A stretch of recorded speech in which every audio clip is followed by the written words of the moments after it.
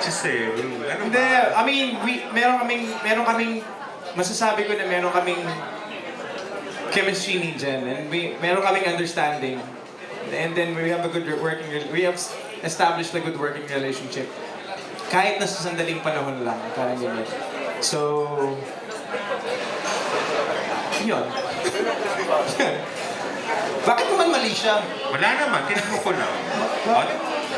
Wala ka nang ganun, no? Nagbago ka na yun, no? Ano? Kakainis. Basta kung ano yung kinailangan namin sa eksena, yun yung binigay ko. So, si Direk makakapagsagot niya kung ano yung hiningi niya sa eksena. Gaano kainit yung love scene nyo? Eko, paano pa-describe ng love scene nyo? Walang aircon dun eh. Pawisan, ganun. Wala eh. Ano nga? Ano siya? Love nga siya. Saan naganap? Ha? Saan naganap? Saan naganap? Oo. Sa bahay. Bahay mo. Inuwi mo si Jen, ganun. Ay, nako. Alan. Ano na to? Saan na pupunta to? Sabi ni attorney sa bahay mo daw. Ay, nako. Sa movie.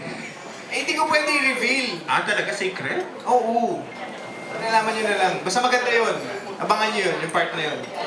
Sige. Okay, last na. Direk. Oo, ikaw, how do you feel now na si Eko na nga yung, di ba kasi nga originally, iba yung actor na parang hindi siya talaga meant to be siguro. How do you feel na si Eko na yung, mas bumagay ba sa kanya? Or maybe nga binago ba kayo nung siya na yung bida? May mga binagong elements. Parang, kasi kumbaga per actor naman iba yung kaya nila magbigay for the role. Mas binagay namin yung, tapos yun na nga, nung nagka-bonding na yung tropa, ganito. May mga in-adjust kami na konting tono sa character ni Eko at sa relationship ng dalawa para mas kumagay. Okay, thank you. Sabi lang. Thank you, Alan. Kuya Jun, pa-post mo ah.